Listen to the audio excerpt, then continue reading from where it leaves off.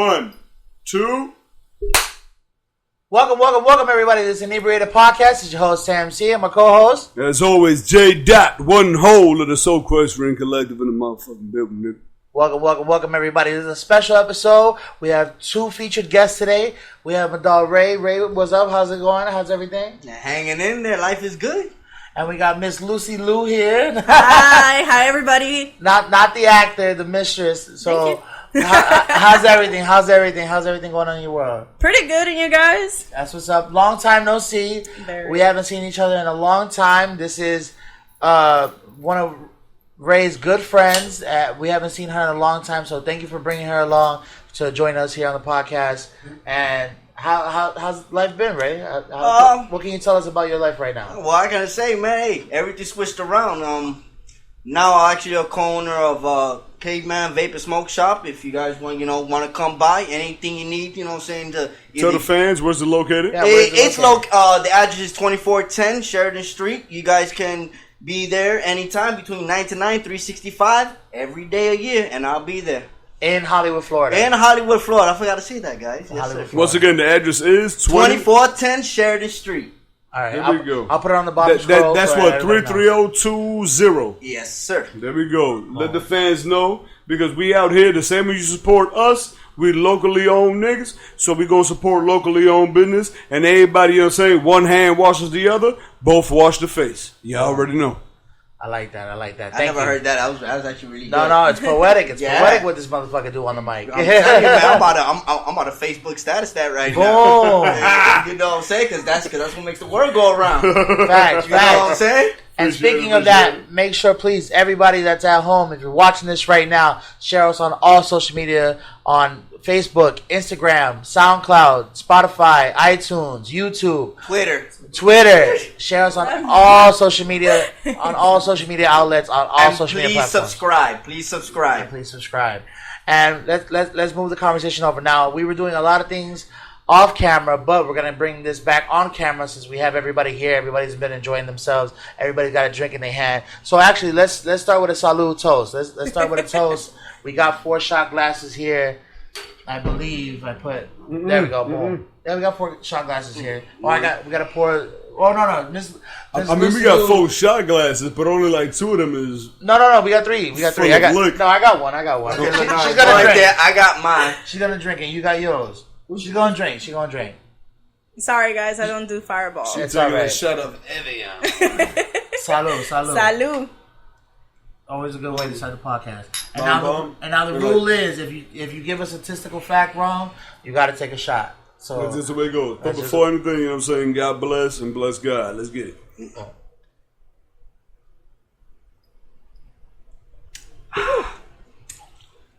So like Sam will say, if you're saying something and it's like completely off basis and it's wrong, you will by yourself be taking a shot to the dome just to keep it under control, because a lot of people like saying a lot of things because you don't got to be held accountable. On this podcast, you will be held accountable. Facts. Not by us, but by BSO. Because if you keep saying some shit that's wrong, they gonna check you. You're gonna get a DUI on the way. Right. On the way home from the podcast, man. But no. But what it is that, like, let's say you get a date wrong or a year wrong, or you know, Sammy was talking. All right, boom. Like me and Sammy, we were talking about before y'all came through. We was talking about it was Kawhi Leonard. So you know, Kawhi Leonard, he played against the Heat in the finals twice. The Spurs lost the first time. The Spurs won the second time. Now we're talking about that situation.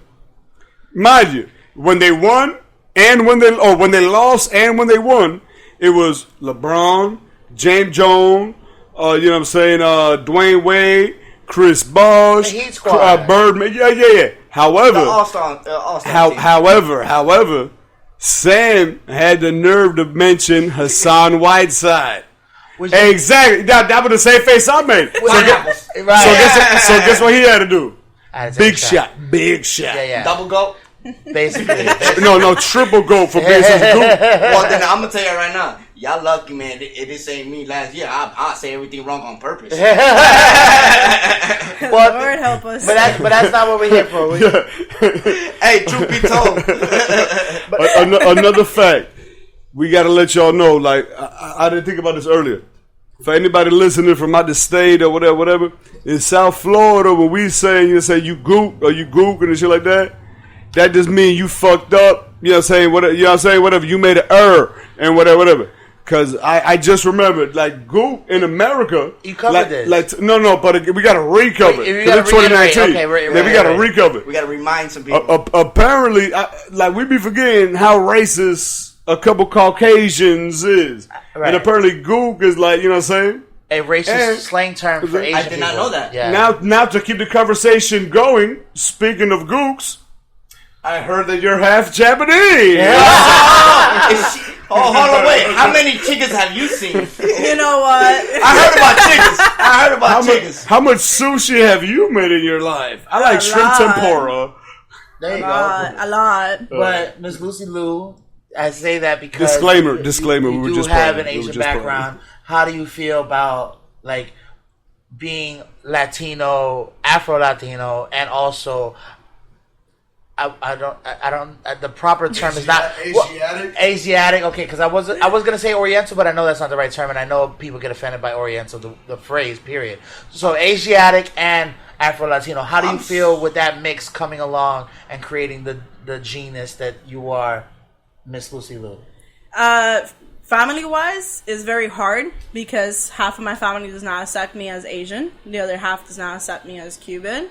And then you also take in play race. I'm not white. I'm not black. I'm an mix. So regardless, both ways, neither which like me. Right. But as a person, I'm very open-minded because we do live in Miami, which is just like in New York. You know, it's a very mixed pod. So we have a lot of different cultures in here. We have a lot of mixed people. So it's very common for me to find other people that are from different places, people that are mixed. So personally, I don't mind. I'm open to all jokes, so I keep it funny. I don't take anything personal, so that's what's up. So I got a question for you.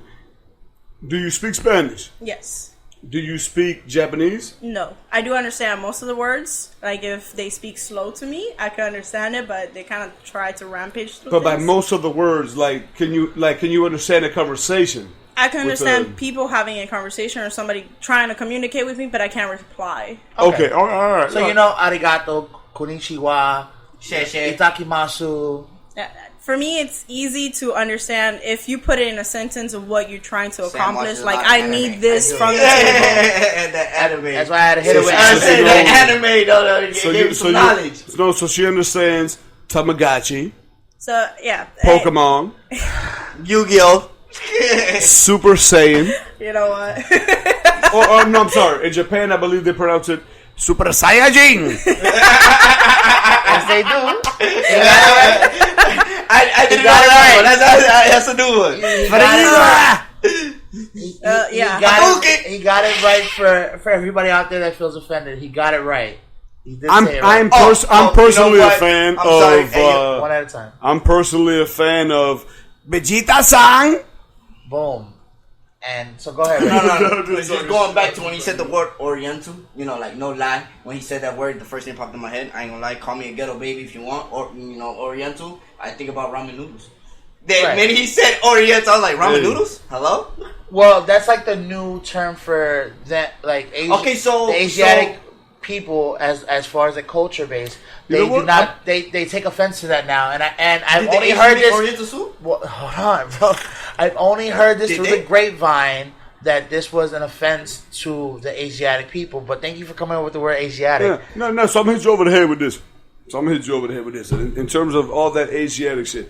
Now we're gonna talk about geography shit. Like to me personally,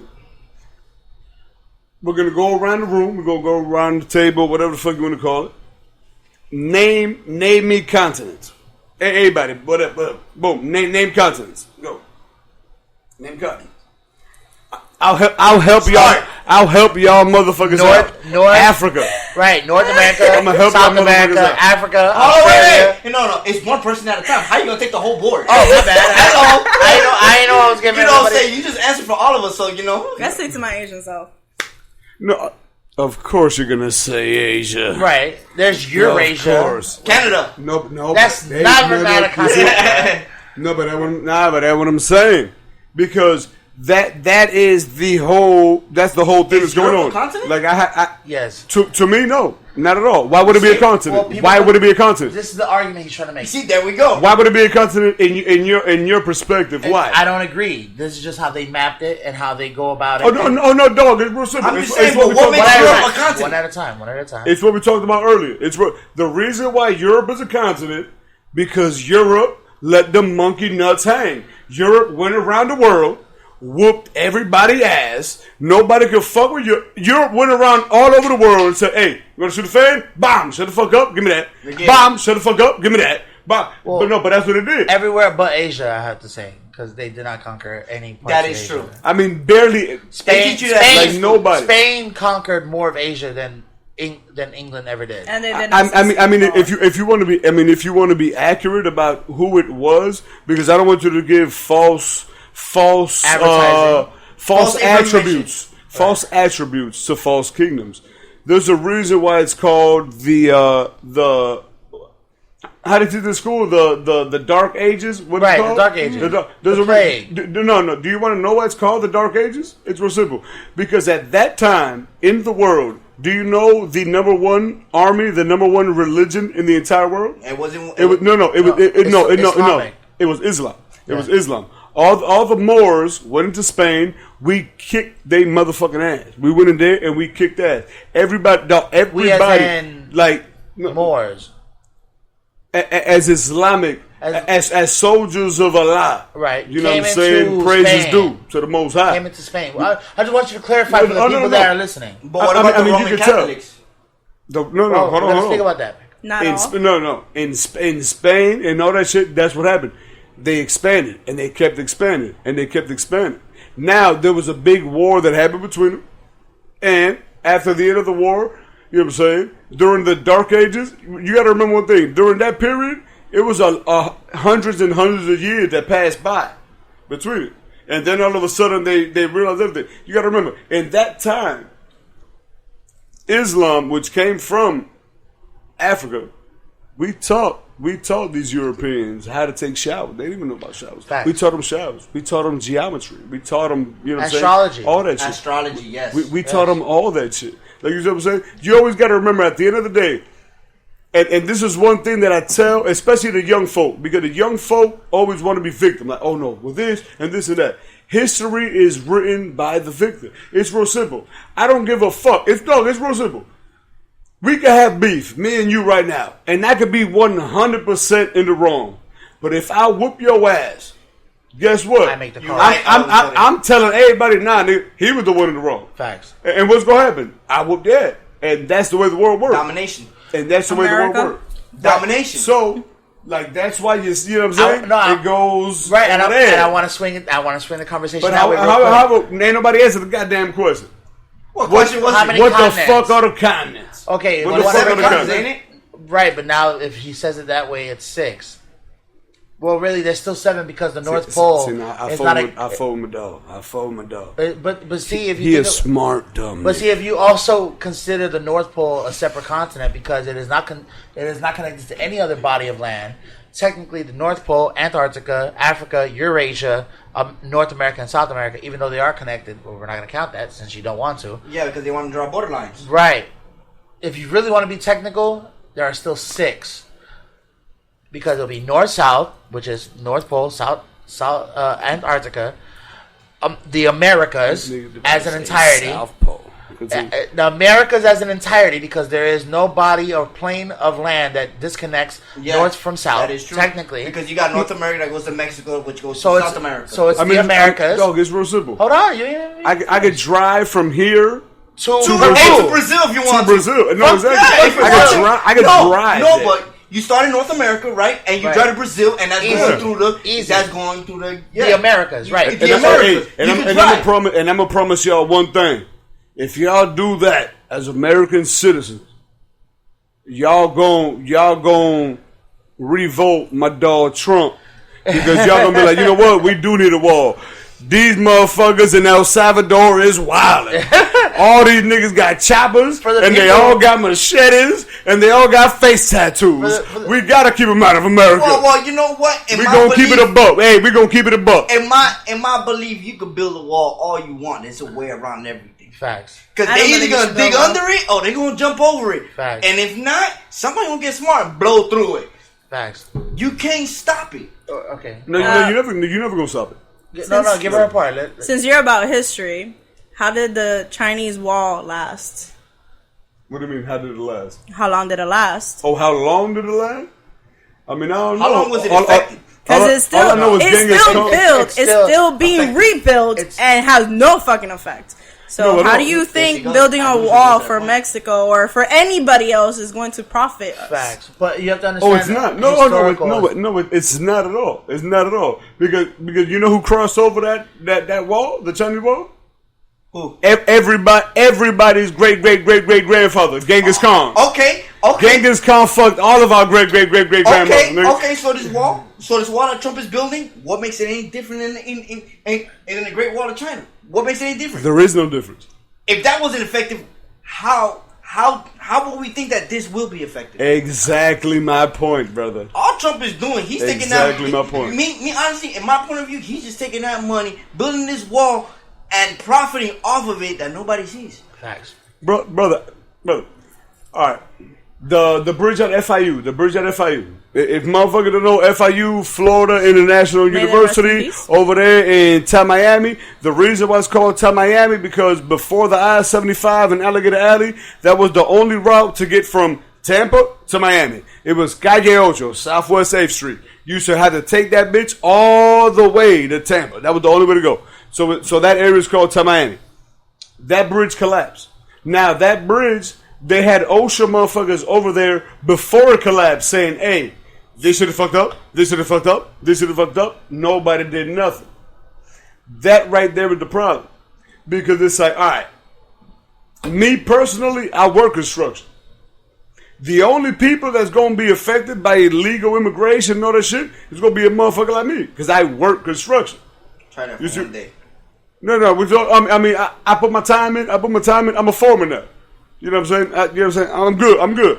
But I do my thing. However, I see what can happen because it is true. It is 100% true. That's the problem, brother. There's a story like I was telling Sam, and the story was there was the Dream Team, 1992. That's when basketball infiltrated Europe. You know what I'm saying? It was Chris Latner. It was motherfucking Charles Barkley, Michael Jordan, Scottie Pippen, Magic Johnson, Larry Bird. You know what I'm saying? Like I'm trying to name the whole squad. I'm trying to name the whole squad. I hear that in a long time. I'm trying to name the whole squad and let motherfuckers know that I know what I'm talking about. Right. But I can't remember nobody else. Like I'm bad. I'm a little inebriated. That's the name of the podcast. But however, during that time in Europe, Charles Barkley was about to give bread to a homeless dude. Michael Jordan stopped him and he grabbed the money out of his hand. He said, dog, if this motherfucker could say, can I get, you know what I'm saying, can you spare $1? This motherfucker could say, would you like some fries with that? And at some point, we have to stop, you know what I'm saying, babying, or you know what I'm saying, like coddling. You know what I'm saying, coddling, or you know what I'm saying, if you want to talk with a link, you want to talk, ñoñando, a motherfucker that don't want to do nothing, because at the end of the day, guess what? There's going to be motherfuckers that do want to do something. Right. If you could talk, if you could move, if you could walk, if you could do whatever, if you're young, if you're active, if you're young and active, you know what I'm saying? There's no reason why you need to be begging. In my opinion, I agree with Michael Jordan 100%. If you could say, can I get $1? You can say, would you like some fries with that? And you can also say, I need a job. Right, so let's let the young lady speak from the ladies' corner. You could do that in a lot of places, and I do understand your point of view. But not a lot of people will give a chance to a homeless person. Why? Personal hygiene. You can't go into any shower and go shower, because unless you're going to a not a bus stop, a truck driver stop. I'm just fixing your mic. Go ahead. Or you have a family member to go home shower to, you cannot maintain. As a male, your beard grows, your hair grows, etc. As a female, personal hygiene's, there's time of the month. We can't afford, unless we're asking for enough money, we can't afford personal hygiene for ourselves. So yes, the grand idea is stop babying so they could get a job. But truthfully and honestly, a lot of people will not go, hey, you could have a job.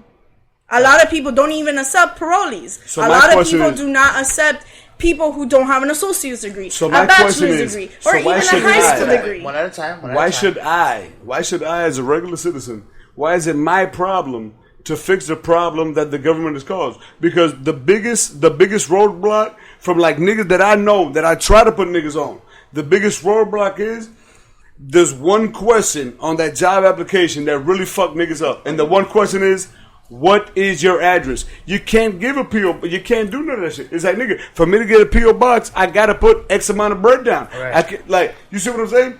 There's clearly a visible flaw in the system, and we're focused on so many other things that we don't. Because guess what? Not everybody who is fucked up is a bum ass nigga. Like there's some motherfucker that, you know what? I look at them and I've seen it. I will never forget the first time in my life. This motherfucker looked hungry, starving. I was old town. I never forget this shit. And I ain't had no bread on me. But for some reason, I literally had like sandwiches on me. I don't know why, but I had sandwiches on me. And I'm telling you, like the motherfucker was like, yo, bro, you got $1? Because he tried to get me at first. Like, oh yeah, you can park here, just $5. And I said, bro, what you mean $5? I know this shit free, bro. You out your motherfucking mind, bro? Fuck out of here, nigga. I'm from Miami, nigga. You crazy. And boom, he's like, nah, but you know I need to. I said, hey, bro, look, I ain't got no bread on me, but I got this. Dog, I gave him a sandwich. Bro, I never forget this day in my life. And this is what made me jaded. Dog, I gave him this motherfucking sandwich. Dog, he grabbed the sandwiches, and he looked at the shit. And that motherfucker threw it on the ground and said, what the fuck, nigga, I can't get drunk with this shit. How the fuck did that supposed to make me feel, bro? Of course. You know what I'm saying? I ain't gonna lie. No, but you understand what I'm saying? No. You know what? Let him share the experience. I understand exactly what you're saying, because I remember one time I was 12 years old.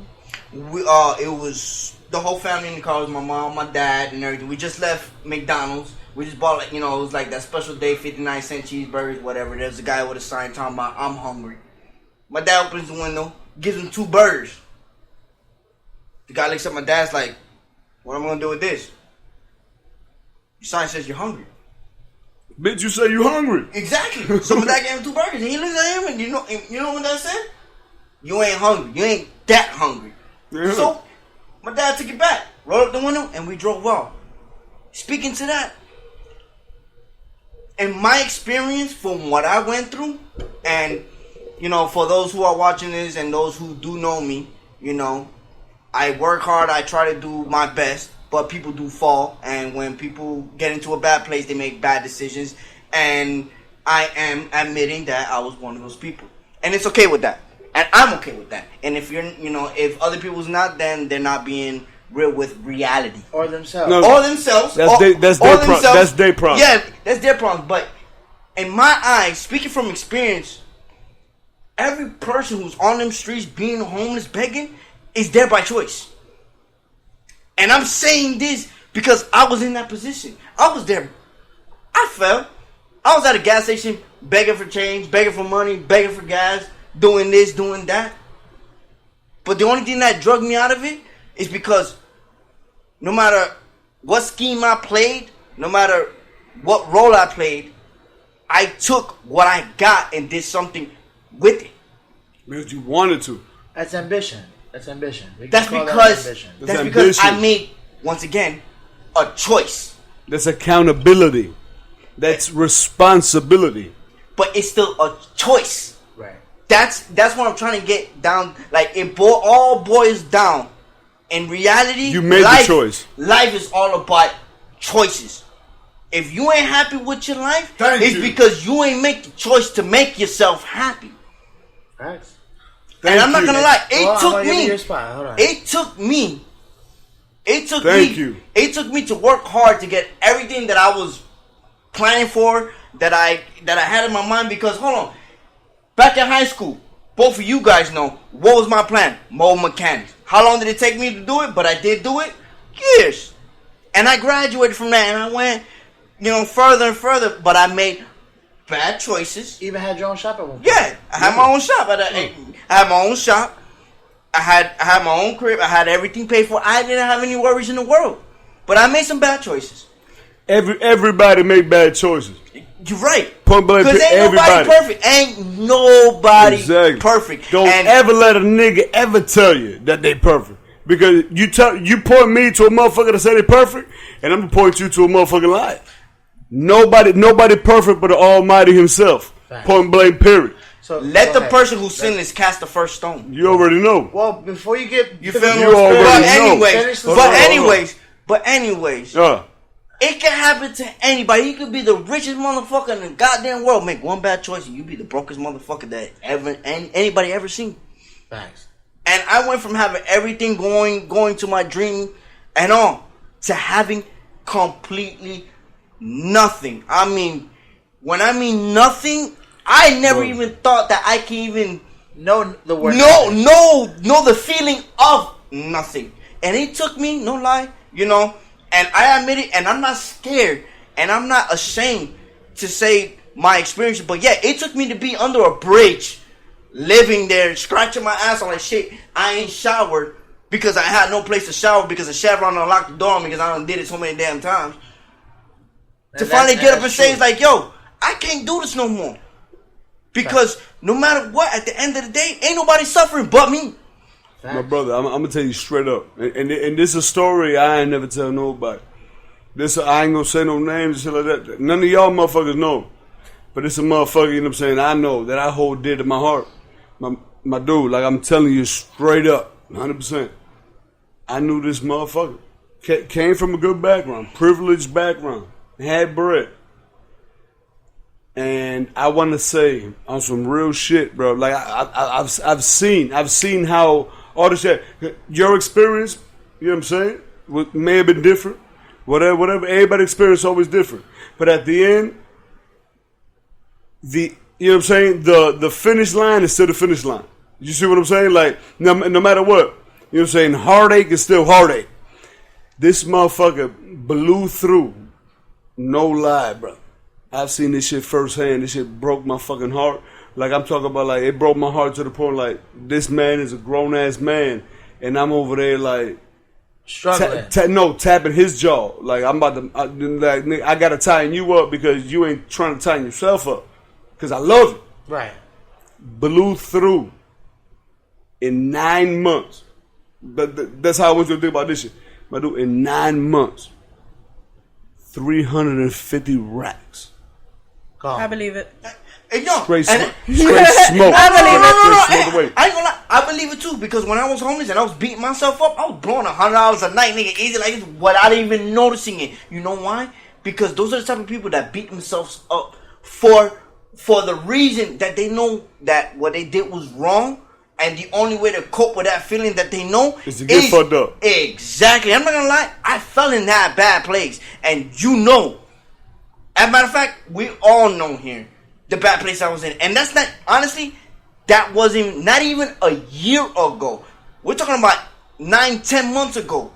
And you know what? The smile that this motherfucker got on his face right now. Like, I don't know if the camera's capturing this shit, but I'm telling y'all straight up. You can go back, like real shit, a year ago, 11 months ago, there wasn't no smile on my dog's face. It was, you know what I'm saying? So for me, seeing this smile on my dog's face, bring me joy. You know what I'm saying? Because like, the love I got for this motherfucker. So it's like this situation touched dear to my heart.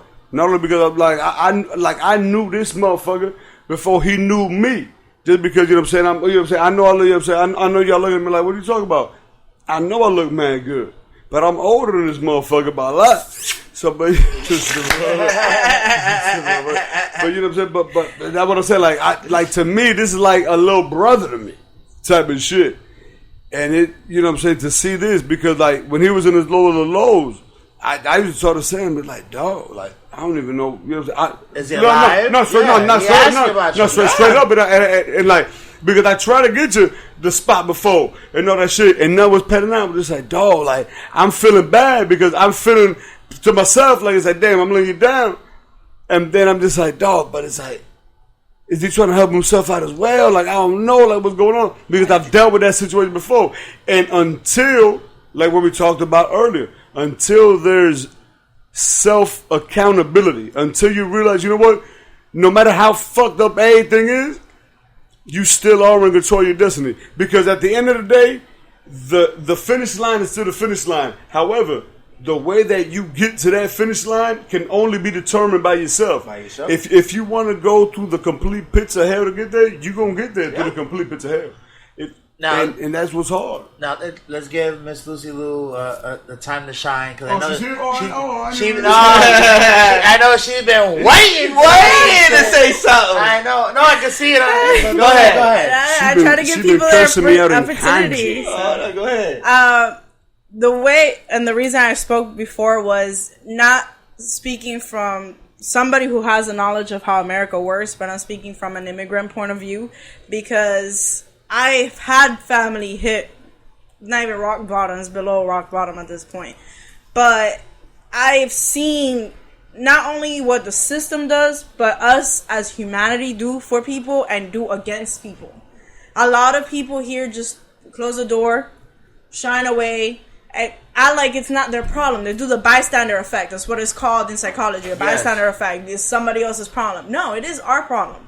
We, the people, are the government. Right. Because at the end of the day, we are what gives the government the power. So if we don't change ourselves, not only how we view them, but how we treat them. I'm not saying every homeless man that you see give $50. No. But if you do see a homeless person in the corner, offer them a job. It doesn't have to be a high-end job. He could be sweeping. He could be mopping. He can clean your toilet. He can take out the trash. Give them a simple little task so they could help themselves straighten out. Sometimes we need help. We don't know how to ask for it. Or we don't know how to look for it in the correct way.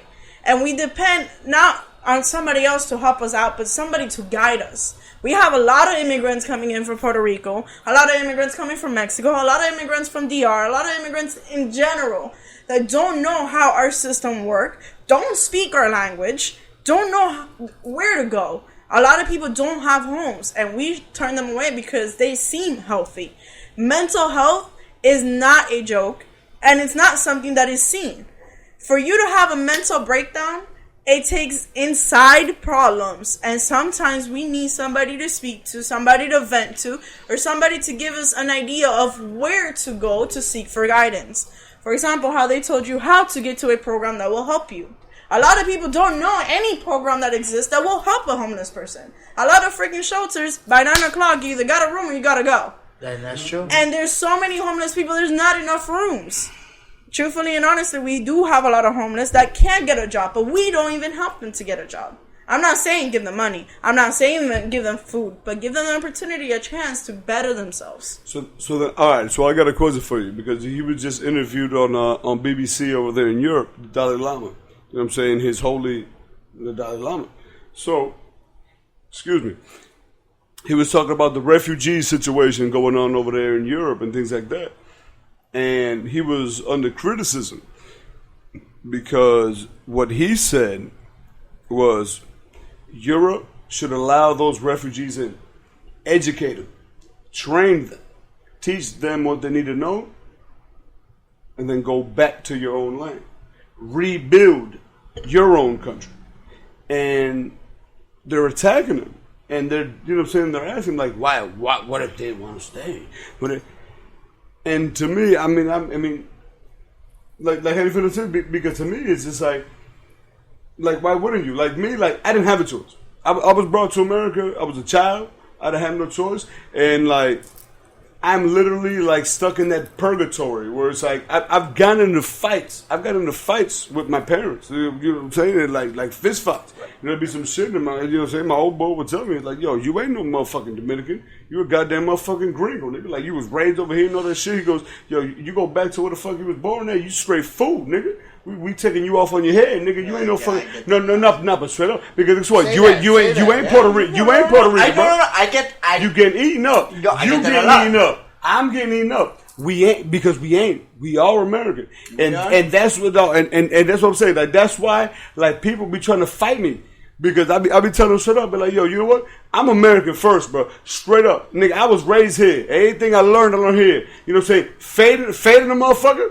I learned that shit here. I think chopping something down. I learned that shit here. You know what I'm saying? Hot wiring the whip. I learned that shit here. You know what I'm saying? I am American. You're damn right. Nigga, I go to DR right now. You go to Puerto Rico right now. Guess what? You smell like American water. Yeah, but you know what? Smell like a walking lick. I think the correct definition is an American with an Hispanic heritage. Right. Latin American. You can say Latin American, but I wouldn't really call it that because, like, let's say in my case, you feel me? You know what I'm saying? I was born in New York, but I'm full-blooded Puerto Rican, and my whole family that raised me was from Puerto Rico. In the summers, where was I? In Puerto Rico. You feel me? So it can go both ways depending on how much time you spend here and there. Right. You know what I'm saying? You're never gonna be Puerto Rican to Puerto Ricans. That's what I was gonna say. Unless your birth certificate say Puerto Rico, no. You ain't Puerto Rican. No, guess what my birth certificate say? DR. Santiago de los Caballeros. Santiago. And guess no, that's my Bible. Santiago de los Caballeros. Yo, criado en el Retiro. ¿Cuál? Número 2, mané. Número 2. Guess what that means? Translate. That means nothing. No, fuck them. They got Google Translate on the phone. Yeah, right. But guess what that means to them? Blah, blah, blah, blah, blah. No. It only translates to one thing to them. I'm a walking lick because guess what? I'm American. The way we walk. Yeah. The way we dress and all is all different. Once you, but no, once we're gonna go subtle. We're gonna go subtle. My nigga, the way we smell is different.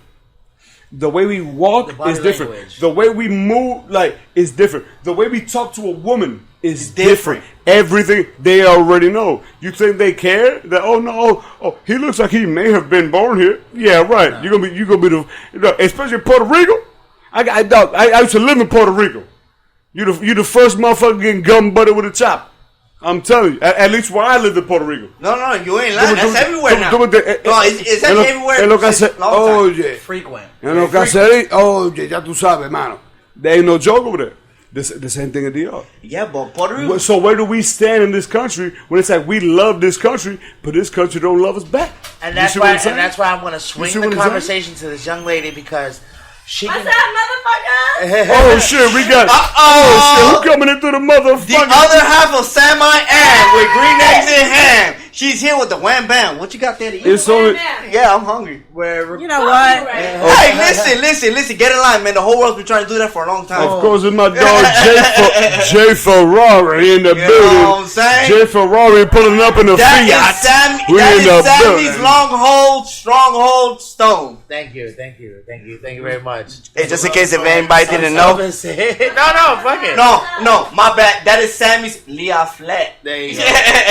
And so, really what I want to get is, Miss Lucy Lou, how do you feel, and I know you elaborated earlier a little bit about it, but now, even into your Latin heritage, have you been affected by somewhat of a term of discrimination, like, as far as, like, you being a Latin American and also an Asiatic American? Yes.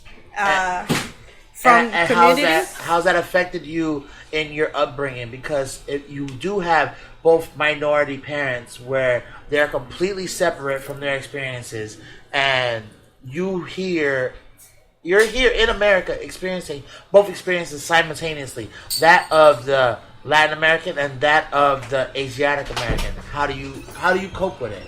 I never met her dad, but I still am scared. Okay. You know what? It's very hard in America in the sense that when you sign the little paper that says if you're Latin and where you're Latin, I always put Latin and Hispanic from, Cuba. Because that's where I was born. So a lot of process of eliminations for company goes through that. They just see Latin, oh well, next. They don't really see that, yes, I am Latin, but I was raised here. I speak more English than Spanish. I speak more English than Asian. Right. In general. You could also be considered a Pacific Islander because of your Asiatic. So regardless of which way I put it on the paper, I tend to put none so I don't get judged by it. And I'm pretty sure that's why a lot of jobs don't hire me, because then they don't really know where I'm from. Right. And here it's all statistic game. A company needs this amount of workers that are Black, these amount of workers are American, these amount of workers are Latin. For affirmative action. Yeah. Let's make that clear. Yeah, so it stays all equal within the company as, weird. As a whole. But I'm pretty sure it still limits us, because if you have a spot for a Hispanic, it could be the same as you have a spot for a black person. There should not be a reason why you have to label a person. You have a open spot. Right. And for me, that's where I see as we have so many homeless people because we have a lot of immigrants that do not fit those criteria, do not fit that light. And I came across, not this year, but last year, I travel a lot. Okay. I went to London, then I went to somewhere in Germany. Don't quote me where. It was one of those tourist things where we hop around and just keep going. Right.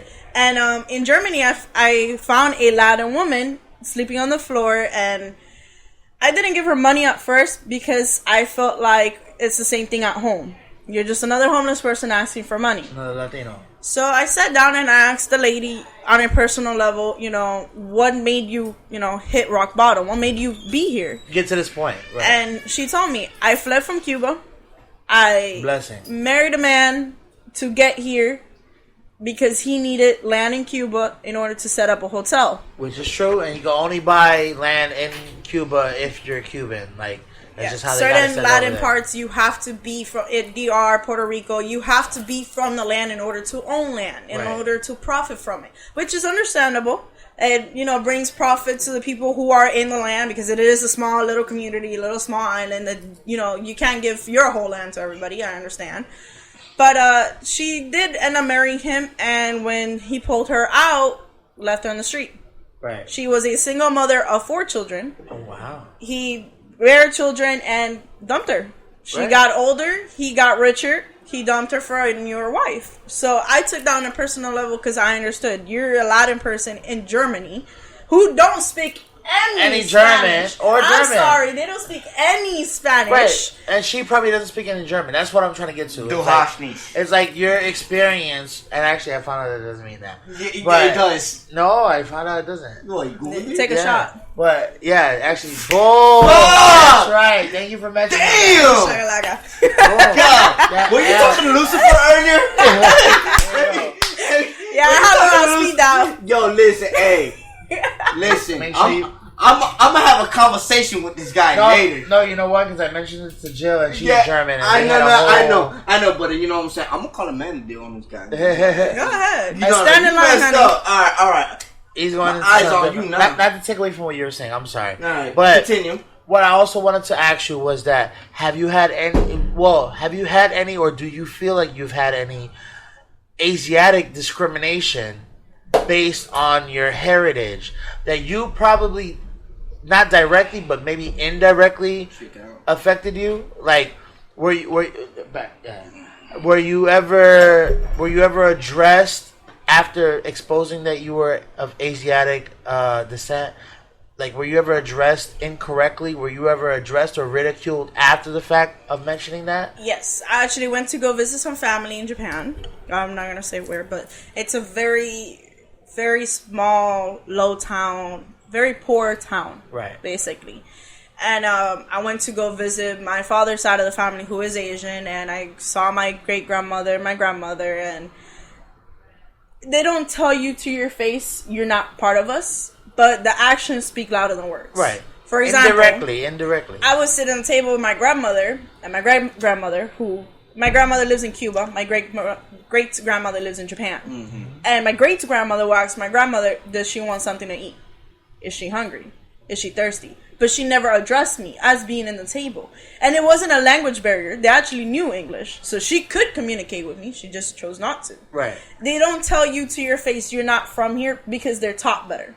In certain parts of Asia, as not only the culture, but as we tend to try to accept other people that come in. Right. Because we do have a lot of rules, like certain parts in Spain, if it's winter, you have to accept a homeless person and they break in. You can't kick them out. Wow. So we kind of have the same type of rules or mentality. Humility. You know, I'm about to move over there and be homeless. I'm breaking everybody's crib. Yeah, no. Well, let's see how this goes. So go ahead. Yeah, so they don't tell you to your face you're not part of us, but they don't ask you anything to your face. They don't really care what's wrong with you. They just care about the actual people who are from there. Right. So if we went shopping, they wouldn't pay for my things. I would have to pay for my things. But if you were from there and I went shopping with you, they would buy you everything until their last dollar. Okay, so you feel like the behavior of the culture is just not adaptable to what we have in modern society here in America. No. Okay. I mean, honestly, to me, it sounds like favoritism.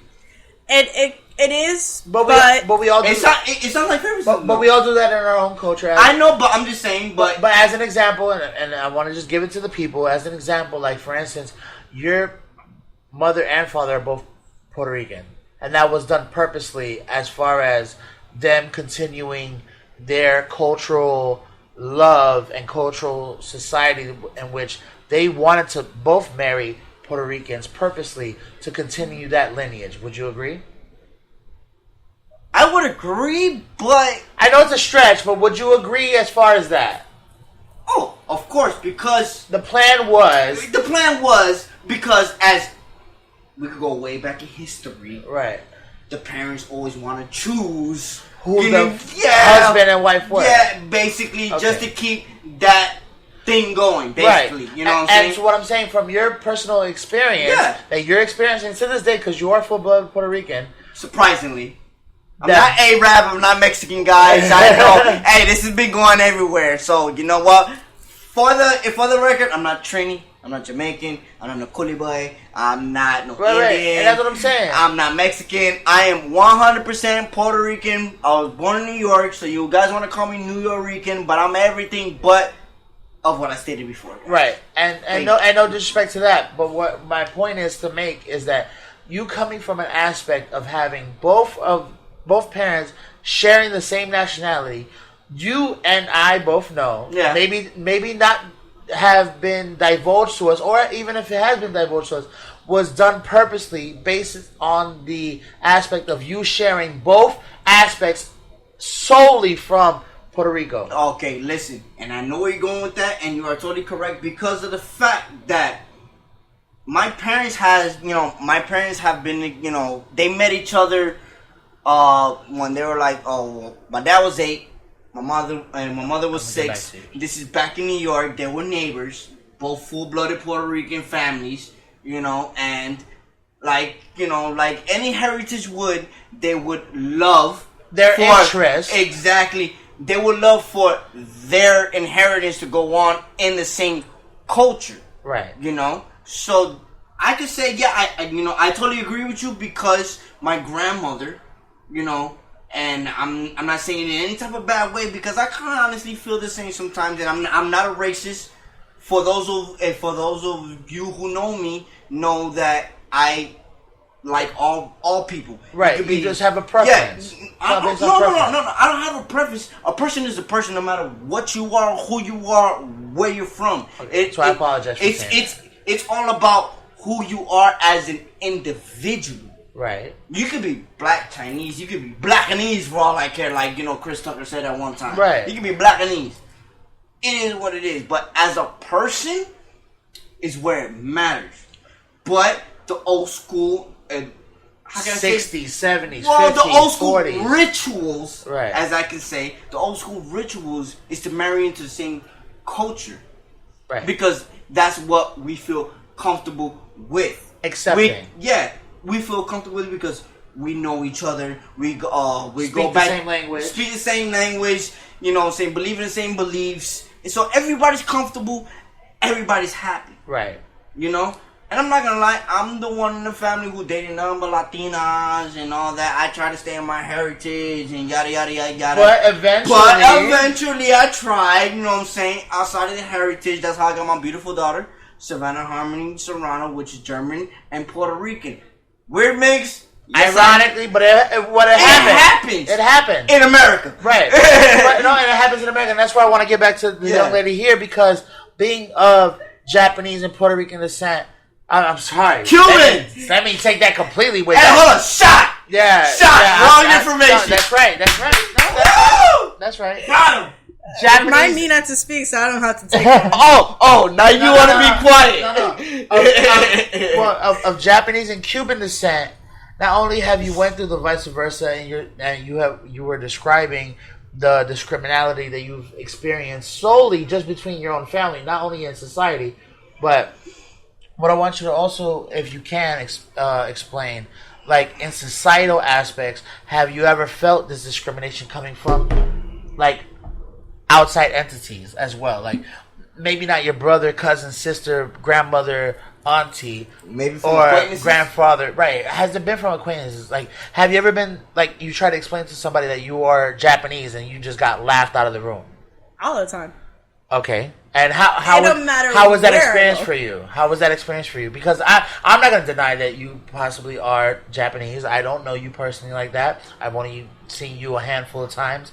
And so I'm trying to get to the point where I'm trying to hear you say this and accept it, which I do, but I want everybody else to also accept this information because they're probably receiving this for the first time of a Latin, Asiatic representative. That's what I'm trying to say. Here is different because you don't hear it. Right. If you're in Cuba, it is very common for a Chinese person, a Japanese person, a Korean person to marry a Latina. It is extremely common over there. I'm not saying women around the world are not beautiful, but it is different to Asian men to see a Latino person. Mind you, and I'm sorry to say this, and it's the truth, I don't care how offended you were, but every Asian person looks the same. Same hair texture, same face, same nose, same body structure. They look, some are older, I would say similar. Because that's I feel sorry for a bounty hunter. Well, no, because Filipinos, I have to stop right here. Because Filipinos, Cambodians, Filipinos are Mexicans, though. Malays. Wait, how? Wait, hold on. You don't know this. He doesn't know this. He doesn't know this. No, he doesn't know. He's asking how. I said how. He doesn't know. He doesn't know that Spain actually. He doesn't know that Spain actually conquered that part of the world at one point in time. So there's a lot of Filipinos that actually have the last name Reyes, have the last name Serrano, have the last name Rui. Gonzalez.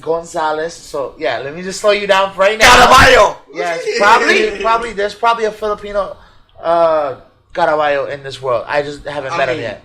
But let's continue. Compared to one of your uncles, yeah. Right, but there has to be one. Has to be one. So what I'm saying is solely is that with your experience being Asiatic, but more of the known, not saying that Filipino, Cambodia, Malaysia, all these countries aren't known, but Chinese and Japanese are usually the most distinctive aspects of Asian culture. With that being said, and I'm only saying this, I might be completely wrong. If you got something better to say, comment down in the comments. Let me know that I'm wrong, and I will address it thoroughly. Apology. This is an hypothesis. Hypothetic. No, hypothesis. All right, hypothesis on the thought. Okay, exactly. So, hypothesis, a scientific hypothesis. Okay, so let's go with that. So with that, like, with your experience of experiencing discrimination, how would you describe it? Like, when you do describe that you are of Asiatic descent, how do you describe it? Okay, so how would you describe it? I'm sorry. That's what I was trying to finish. So going back to what I said, a lot of people that go to Cuba, it is normal to see Chinese or Japanese or Asian date Latin women because we do not look alike. Right. We are completely mixed with other Latins, Puerto Ricans, Colombians. We continue to mix, and we may be all Cuban, and none of us may look the same. Right. So I'm Cuban, and we don't look the same. So we have very similar complexion, but we don't to them, it's coming from somewhere where everybody looks the same or similar. When you go to Cuba, it's oh my God, look at this lovely white or Caucasian person with curly hair. Right. Look at this person with my skin color and curly hair. Look at this black woman with white people hair. So we're so mixed. To them, it's a rare opportunity to find this gem. Right. So when I came over here, I was so accustomed to not the lamb life, but everybody looking so cute. So now when I tell people here I'm Asian, a lot of people go, "No, you're not." And they laugh at me. And I find it interesting because if I, show pictures and stuff like that, they still tell me, well, your grandmother is black. There's no way she's Asian. Yes, my grandmother is black. But yes, she was brought to Asia. She made it in Asia and had my father and came back to Cuba. Ah. So, well, that explains Hard Rock. So... Well, you guys had that conversation. Hold on, I'll be right back. But please continue to have this conversation with him so he becomes fully understanding in your background and everything. Give me 2-second break, but go ahead, please. So it's different because you could tell anybody you're Cuban, and it's understandable because of my complexion or my face structures. But if I tell people I'm Asian because I don't look white or Caucasian or I don't have Asian eyes, they just look at me like I'm crazy, and I find it interesting. Well, I can kind of vouch for that because I met her at Hard Rock one night. Let's make the long story short. I would never thought. I'm not gonna lie. I could have betted my bottom dollar that she was a straight Latina. She's fluent Spanish. I'm full-blooded Puerto Rican. She speaks more Spanish than me than I would in my whole life. Ooh. Not gonna lie. Like she can have a full-blown conversation. I probably won't. I ain't gonna know half the shit she say. Which interesting enough, I was taught Spanish here. When I came from Cuba, I came when I was 6. So I, knew very little words: mom, dad, pop, food, whatever. But not a variety as if I do now. I actually got here, and because I live in Hialeah in Miami, Florida, here you speak so much Spanish. Your English is only used in school purposes. So I learned from the community around me how to speak Spanish. I had no choice because you go to any pharmacy and you tell anybody you're looking for a red cup and they look at you like you're crazy. So you have to say in Spanish, "Oye, estoy buscando el vaso rojo," and then everybody goes, "Oh, it clicks." I find it interesting. Well, then here goes the difference. See, you went straight to Hialeah. When I came down here, I was in Old Balak. I was surrounded around, not being racist, because I am not racist. I love all people, but I was surrounded around the darker, culture. I was raised around, Trinis, Jamaicans, Indians, Guyanese, to the point that, when I had my dreads, you Guyanese, you Trini, and it got to the point that I could speak more patois than I can't even speak Spanish. That's because I was raised around that environment. Hey, I'm not gonna lie. Hands down, I wish I was taken to Hialeah. Because that is, my roots, because it's a Spanish culture, no matter whether it's Cuban, Dominican, whatever, it's still a Spanish culture. See, I can sit here and you put me around a whole bunch of Trinity Jamaicans, I'm going to blend right in. All day, every day. But, the day we met, hey, listen, I could have betted everything I owned. You were straight up Latina and there was nothing else to you. But when I heard Japanese, I was like, listen, I had too many to drink. This was the hard rock day, and this is the hard motherfucking rock to accept at the moment. But it is, it is what it is. And when it comes to, nowadays, in this life, in this perspective, and to how everything is going, I believe that a mixed person is more better with themselves than a full-blooded person, because you know what? Open-minded. They're experienced. Exactly. Because they're open-minded to more than one thing. And when you're open-minded to more than one thing, that's when you're outside of the box. Right. And what did he always say? Think outside of the box. So, honestly, sometimes when I think about it, yeah, I may be jealous sometimes because I'd rather be a mixed person, because I'd rather want to know more about something other than what yourself is known. No, than what is known at the time. Facts. I'd rather know myself, you, and the other that I never even met before. Just because I want to understand everybody so we can make one whole. Facts. Because that is like the true virtual goal that this whole world is trying to conquer. Everybody wants to be one world order, one world peace, and all this and that and the other. But nobody can ever sit down and actually take the aspect from every different culture and say, yo, you know what? I agree. You do one thing, you do one thing, you do one thing, but guess what? We all do the same thing in different ways. Yeah. You feel me? And I agree with that. And go ahead. As far as last thought. Last thought, because we got to wrap it.